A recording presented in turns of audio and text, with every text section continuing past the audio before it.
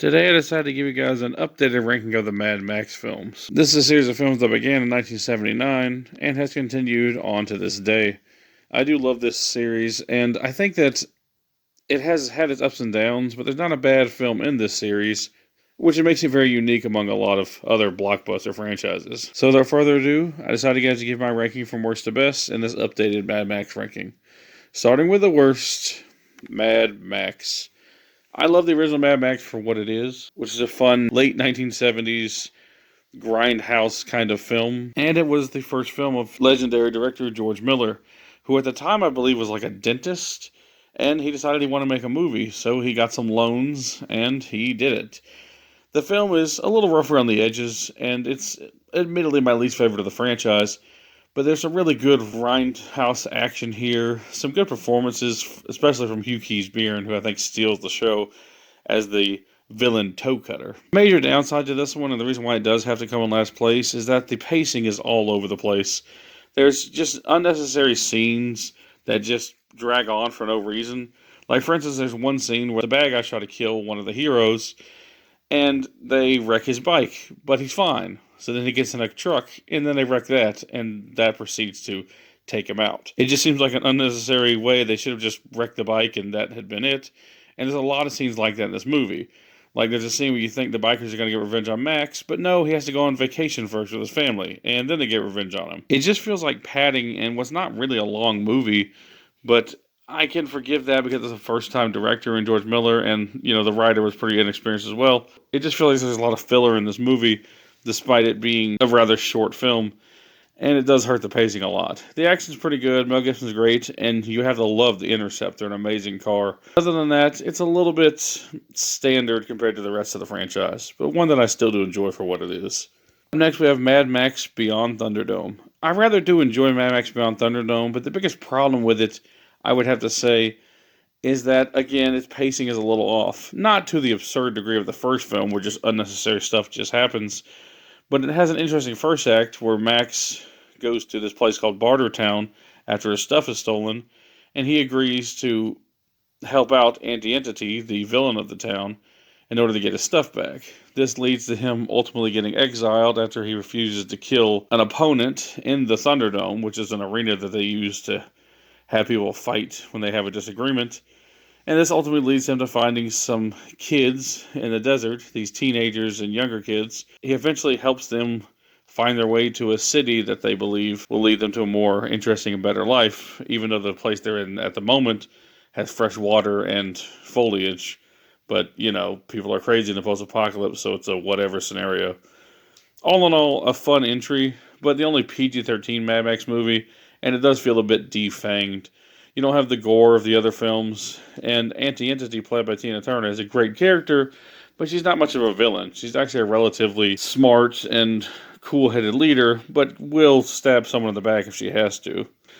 All in all, a good entry, but just not really as hard-hitting as the others, but fun for what it is. Next, we have the new girl on the block, and that's Furiosa, a Mad Max saga. If you see my review of this film, you know that I like it very much, and it almost took the number 2 spot, and it's a pretty flawless film for the most part, but it doesn't quite hit as hard as the top 2 spots, and it just ever so slightly missed the number 2 spot on this list. I really do enjoy this film, and I think it's a great origin story for Furiosa, and she has a much more interesting origin story than Max ever did. I love the first Mad Max movie, but it's a pretty standard origin story. It's a fun revenge flick, but Furiosa is an epic revenge flick that just blows that one out the water. I really like the character Furiosa, and I think it's great that she finally got this movie. I do think the movie's probably 4 years too late, and it's a shame that it didn't really do well at the box office.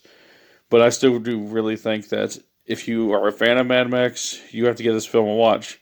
From the amazing visuals, to the great action, to an awesome performance by Chris Hemsworth, there's nothing not to love about this movie. A great prequel to Fury Road, and one that I very much recommend to anyone who's a fan of Mad Max. But coming in at number 2 is the classic The Road Warrior.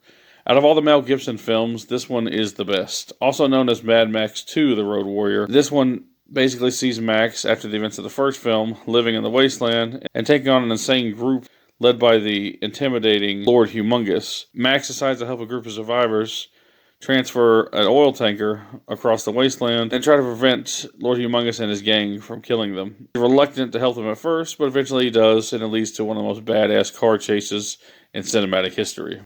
The one thing this film does better than every other Mad Max film is practical effects. I do love Fury Road and even Furiosa, but they have a heavy hand in CGI, and it's blended pretty well, but you do know it's there.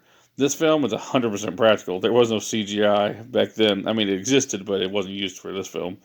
Everything is just so raw and gritty. In other Mad Max films, it's the one that I think has the most realistic wasteland. Not the most epic or the most grand, but the one that I feel could be the most realistic to happen. I really do enjoy the film, and it pretty much set the template for every Mad Max film going forward. Hell, Fury Road is basically just a more epic version of this. The film deserves all the credit that it gets, and if you love Mad Max, or just any post-apocalyptic movie in general, you will love Mad Max 2, The Road Warrior. But you just can't beat the best, and that's Mad Max Fury Road. I adore this film, and I think that it has just gotten better over time. It's actually pushing 10 years old, and it still holds up magnificently well. The effects are great, the acting is great, Charlize Theron is giving her all. Tom Hardy is pretty good as Max, although I do prefer Mel Gibson, admittedly. But Immortan Joe is played magnificently by Hugh Keys-Byrne, who also played the villain in the first film, Toe Cutter. There's nothing I love about this film, and if you've seen it, you know what I'm talking about. The best of the franchise still, my opinion has not changed on that. But the only problem that I have with the film is I do wish Mel Gibson had played Max in it. An aging and crazy Mad Max going across the wasteland, helping these girls get to a better life, would have just been the perfect movie. But unfortunately, they gave us Tom Hardy instead, and that's nothing against Tom Hardy, but he's just not the same as Mel Gibson, who is, in my opinion, the true Mad Max. Still a great film, and Tom Hardy still does a great job, but oh, it could have been. But hell, it's still the best film in this franchise, and one that I recommend highly. Well, that's my list. If you haven't seen these films, I'd pretty much recommend all of them, even the first, which even though it's a little bit slow. I thank you all for watching.